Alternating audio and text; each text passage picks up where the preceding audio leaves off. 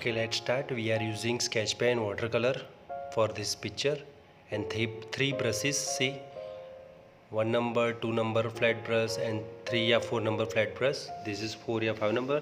This is 2 or 1 number flat brush, very small, and this is pointed brush, right? 0 or 1 number brush. Now, first આપણે sketch કરીશું. We are doing sketch. See properly how to draw outline for rose, right? See, you can use pencil, don't use sketch pen. Okay, તમારે practice કરવાની છે, તમારે study કરવાનું છે, તમારે સમજવાનું છે ડ્રોઈંગને. સો પ્લીઝ પેન્સિલ યુઝ કરશો તમે. આ તો તમને વિડીયોમાં એકદમ શાર્પ તમને લાઈન પિક્ચર જોવા મળે એટલા માટે સરે ડાયરેક્ટલી સ્કેચ પેનથી ડ્રો કરી રહ્યા છે, રાઈટ? સો ફર્સ્ટ આપણે સ્કેચ બનાવી દઈશું બેઝિક. તમે આ જ રીતે પેન્સિલનો ઉપયોગ કરીને સ્કેચ કમ્પ્લીટ કરી દેશું. દેન તમે જોઈ શકો છો મારી પાસે વોટર કલર અવેલેબલ છે. તમારી પાસે આ ટાઈપના કલર્સ નથી ને બોટલમાં જે આવે છે, જે બોક્સમાં કલર્સ આવે છે એ અવેલેબલ હોય તો પણ ઇટ્સ ઓકે. તેમાં પણ તમે તમારે અહીંયા ખાલી જસ્ટ ધ્યાન રાખવાનું છે કે કયો કલર કઈ રીતે મિક્સ થશે, રાઈટ? અહીંયા મોસ્ટલી આપણે કલર્સમાં તો તમને બધાને આઈડિયા છે. રોઝમાં red colour, maroon colour, rani colour, pink colour, right? Dark cherry colour, dark pink colour, green leaf માટે, right? Yellow, parrot colour, olive green, light brown colour કોમ્બિનેશનથી રોઝનું ડ્રોઈંગ કમ્પ્લીટ કરવાના છે. Now green colour sketch pen. See, I hope તમને હમણાં સુધીનો જેટલો પણ સ્કેચ કમ્પ્લીટ થયો છે તેમાં તમને સમજણ પડી હશે. ધ્યાનથી જોશો, રિપીટ કરીને ચેક કરશો તો તમને આઈડિયા આવશે કે હાઉ ટુ ડ્રો, તમારે હેન્ડને કઈ રીતે મુવમેન્ટ આપવાનું છે, રાઈટ? એટલા માટે જ તમને કહેવામાં આવે છે કે you can do calligraphy properly. Because calligraphy આપણે નહીં આવડે, આપણે કેલિગ્રાફીની પ્રેક્ટિસ નથી કરતા, પ્રિપેરેશન નથી કરતા, તો પછી ચાન્સી નથી કે તમે બીજું કોઈ ડ્રોઈંગ સહેલાઈથી કરી શકશો. જોઈ શકો છો રોઝ રિયલીમાં રોઝ જેવું લાગી રહ્યું છે. આઈ હોપ તમે જોઈ શકો છો. આઈ મીન ટુ સે કે તમને આઈડિયા આવતો હશે, તમે સમજી રહ્યા હશો કે કઈ લાઈન કયા શેપને જોઈન્ટ કરશે, કયા શેપને ક્રિએટ કરશે, right? So see, down side આપણે pink colour sketch pen use કરીને આવીએ dark pink, that means maroon colour યા રાની કલર, વોટ એવર, રાઈટ? આ રીતે તમારે એક સ્કેચ, બેઝિક સ્કેચ તૈયાર કરી દેવાનો છે. Now water colour time, let's do it. શરૂ કરીશું તો પછી લાઇટ પિંક કલર હંમેશા યાદ રાખો. First we are using light shade, second layer is medium layer and last layer is very dark layer for editing, for extraordinary effect. See, તમે જોઈ શકો છો. જો તમારે બેઝિકલી તમારે પહેલાં વોટરને સ્પ્રેડ કરવાનું છે. જ્યાં સરે પિંક કલર સ્પ્રેડ કર્યો છે, જોઈ શકો છો તમે, તેમાં તમારે વોટરને સ્પ્રેડ કરવાનું છે. જો આ જગ્યાએ જે મેં મારું બાઉલ મૂક્યું છે તેમાં હું બ્રશને ડીપ કરીને ફરી કલરને મિક્સ કરું. સી, તમે મિક્સિંગ જોઈ શકો છો ઇફેક્ટ. લેફ્ટ સાઈડ યાદ રાખશો તમે કે લેફ્ટ સાઈડ જ્યારે પણ મારું હેન્ડ હું મુવમેન્ટ લઈ જાઉં છું, મારો હેન્ડ લેફ્ટ સાઈડ જાય છે, ડેટ મીન્સ કે સર બ્રશને ક્લીન કરી રહ્યા છે યા વોટરમાં બ્રશને ડીપ કરીને મિક્સ કરીને પછી કલર ઇફેક્ટ આપી રહ્યા છે કે મિક્સિંગ કરી રહ્યા છે. એટલે ક્યારે ક્યારે તમારે વોટરની રિક્વાયરમેન્ટ છે પિક્ચરમાં તે તમે સમજી શકો છો. બિકોઝ વોટર કલર છે સો વોટરનો ઉપયોગ વધારે થશે. First we are doing flat line, then we are using some water and doing mix colour. See, now મેં ફ્લેટ કલર મૂક્યો, હવે વ્હાઇટ કલર લઈને મેં મિક્સ કરી રહ્યો છું, જોઈ શકો છો તમે. So you can try this way, right? First layer is light layer, second layer is medium layer and dark layer, that means final layer. So we are using 3 layer also, 4 layer also, sometimes we are using 5 layer. 5 layer, 6 layer તો ક્યારે use થાય તમને બાળકો જણાવું કે જ્યારે આપણે portrait યા canvas બનાવી રહ્યા છે, કેનવાસ પેઇન્ટિંગ કરી રહ્યા છે, કોઈનું painting, human sketch, human figure, human body, face બનાવી રહ્યા છે, તેમાં આપણે 5 લેયર્સની જરૂર પડતી હોય છે. મોસ્ટલી બેઝિકલી જે ડ્રોઈંગ્સ હોય છે આ ટાઈપના સ્કૂલ લેવલના, તેમ આપણે 3 લેયર ઇનફ હોય છે, 3 યા 4 layer, right.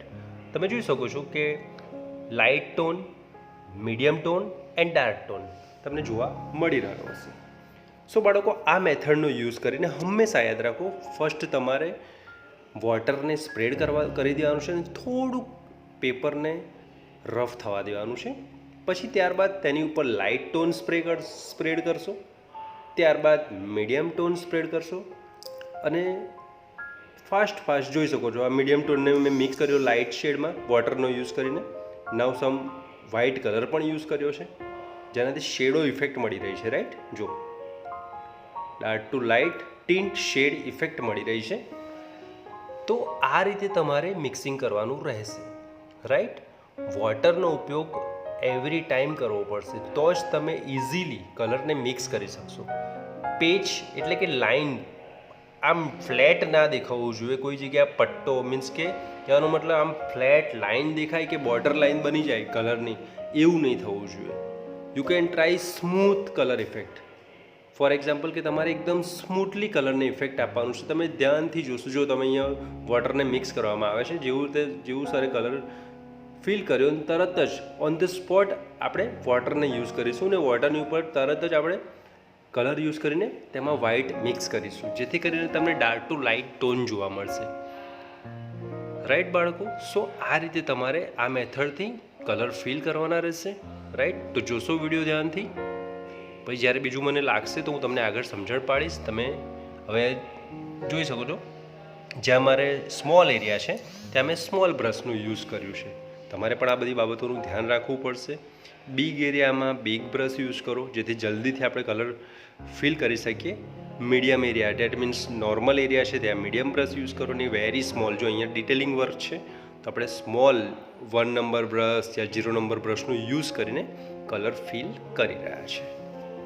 So I hope all of you see this properly and understood also, and try this method very slowly and carefully, right. ખૂબ સમજીને, ખૂબ બેલેન્સ રાખીને, હેન્ડ પર એકદમ પરફેક્ટ બેલેન્સ રાખીને તમારે કલર ફિલ કરવાના રહેશે. જોઈ શકો છો.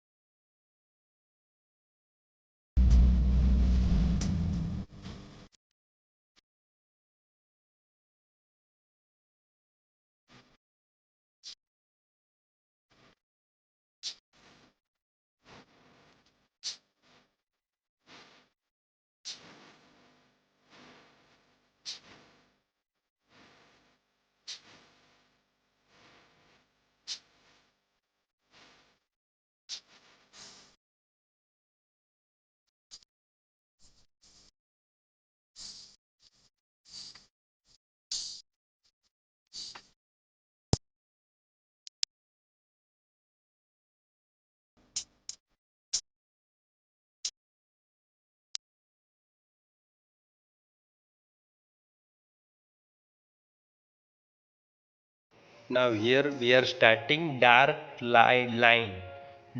outline with mixing. See, final layer, this is final layer, light layer and medium layer complete કરી દીધું છે આપણે.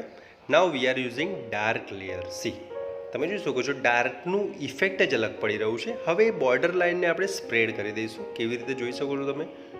First we are putting line this way, drawing line, then we are mix with watercolor या white color.